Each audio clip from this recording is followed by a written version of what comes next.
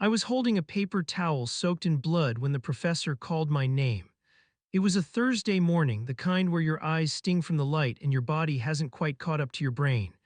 I just come out of the bathroom at the university library when I saw the guy, leaning awkwardly against the vending machine, his face ghost white and his hand pressed tightly against his abdomen. Blood, so much blood. Everyone else scattered like pigeons at a gunshot, but something in me, maybe instinct, maybe that trauma nurse mom who raised me, made me rush to him. I grabbed the towel from a nearby janitor's cart and pressed down. He looked at me with this wild, panicked expression like he couldn't believe someone was helping. His name was Ravi. I didn't know it yet, but that moment would be the crack in the dam of my carefully measured, type A, planet all life. Turns out it wasn't a random accident. Ravi had been attacked, not mugged, targeted. They carved something into his skin, a slur. I saw it when the EMTs gently moved his shirt. And just like that, my world shifted. You think you know what you're doing in life, go to class, ace your tests, apply for grad school, and then you're pulling a bleeding boy off the floor who doesn't want to go to the hospital because he doesn't have anyone to call. I'll go with you, I heard myself say, even though I had an exam in 3 hours and hadn't slept. He gave me this look, half gratitude, half disbelief. That was the start of what I didn't know yet. I didn't know he'd end up in my physics study group 2 weeks later. I didn't know he'd show up with healing cuts hidden under long sleeves, or that he'd sit next to me like it was the only safe place in the world. All I knew was that something about him, his silence, the way he flinched when people got too close, unsettled me in a way that made me want to fix it, or fix him. I was wrong on both counts. What I didn't realize back then was that Ravi didn't need fixing. And I wasn't nearly as put together as I thought. Weeks passed, and Ravi became a fixture in my life in ways I never expected. He sat in the back of every class we shared, often sketching or doodling, his headphones permanently in place. At first, I couldn't figure out why I kept noticing him. It wasn't like we were close. He didn't talk much to anyone, certainly not to me. But every time he'd cross my path, there was this weight in the air between us, like the universe was pressing a secret against my chest, begging me to figure it out. When the study group began, he was assigned to my table, and honestly, I thought it was a coincidence. Maybe fate had been playing a little joke, but when we started going over our equations, something shifted. I don't even know how it happened. One minute we were debating the nuances of quantum mechanics, and the next, Ravi was looking at me with those eyes that had seen too much, and something in my chest cracked wide open. It wasn't like he was trying to be seductive or even friendly.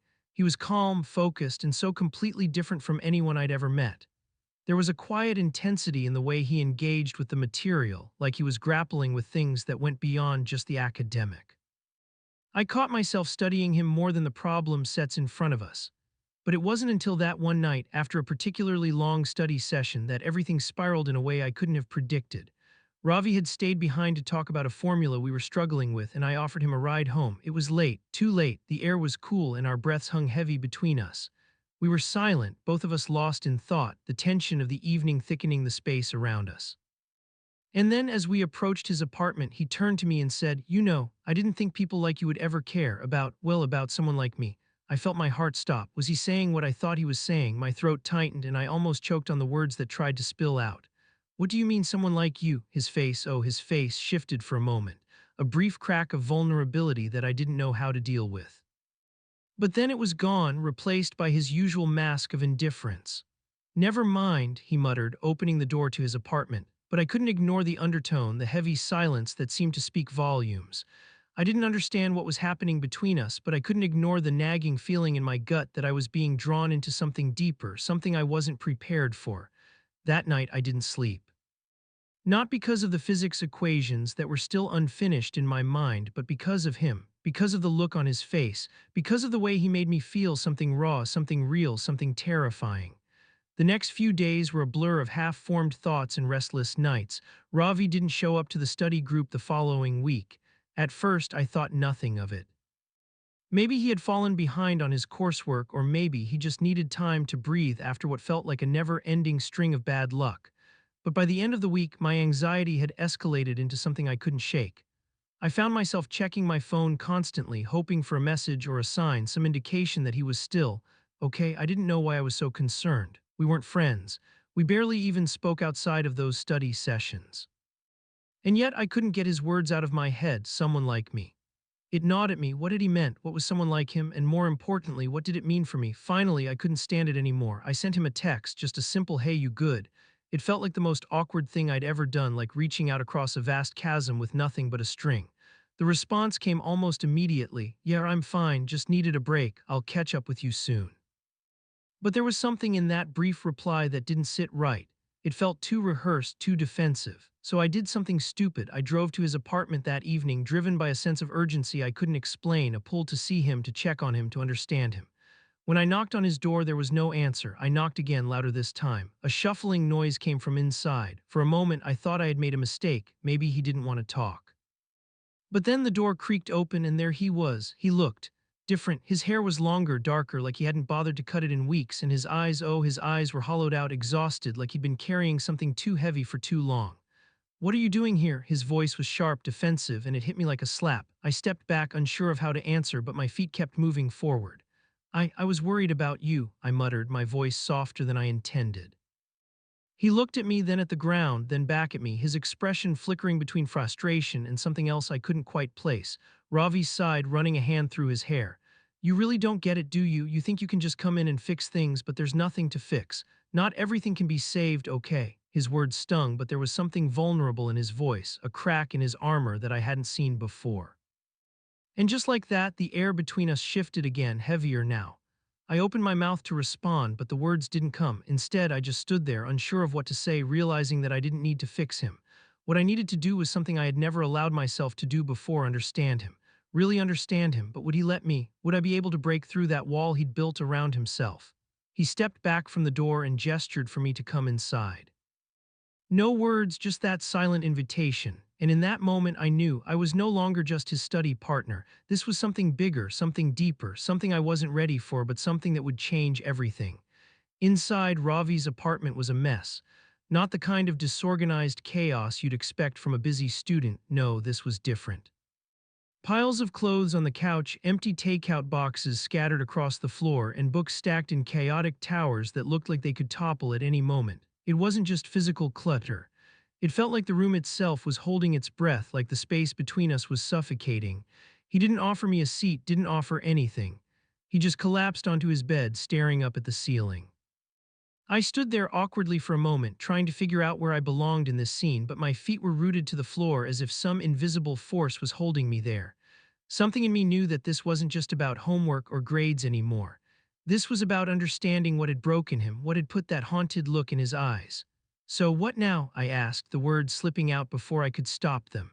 Ravi didn't answer immediately.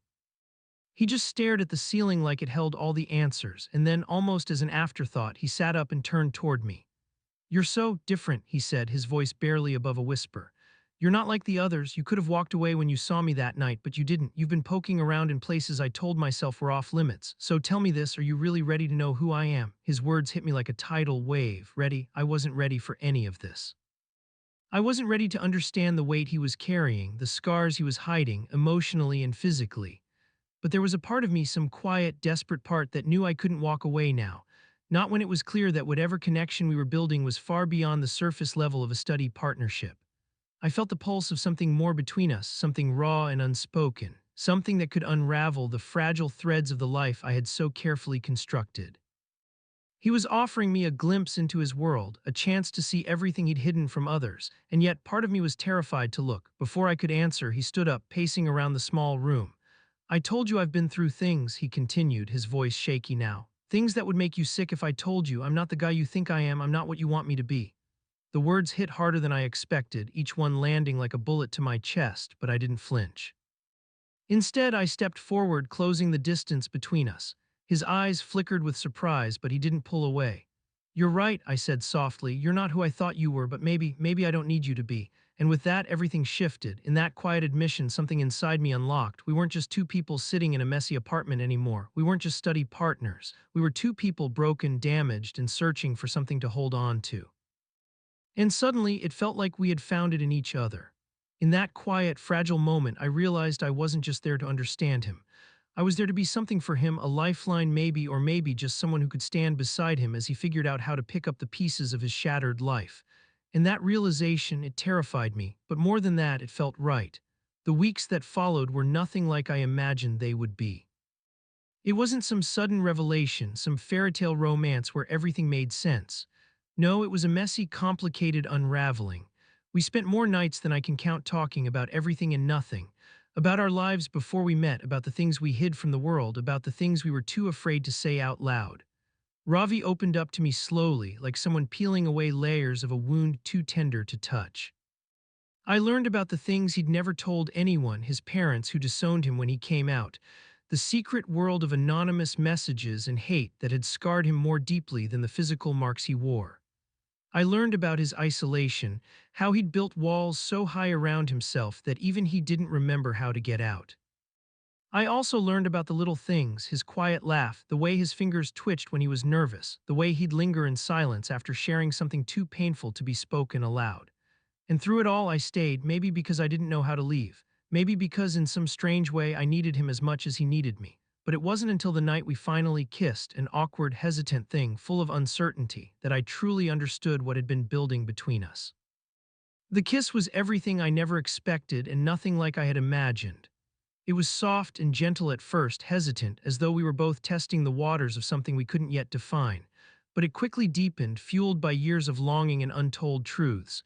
And in that moment, I realized something that shook me to my core. I wasn't just helping him find his way out of the darkness, I was falling in love with him. It wasn't a neat, easy thing. There were still moments when Ravi would pull away, lost in the weight of his past, and I'd find myself standing there, unsure of what to do.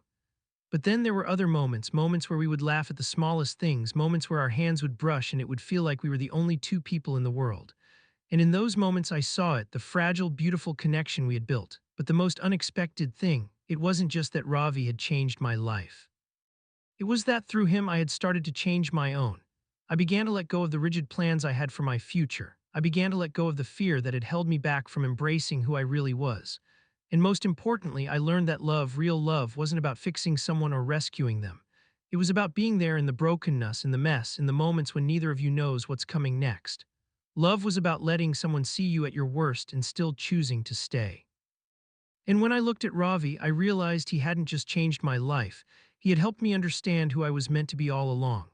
In the end, Ravi wasn't just my study partner, he wasn't just the boy I tried to help. He was the person who turned my world upside down, who made me question everything I thought I knew, and who showed me that the most unexpected love is often the one that changes us the most.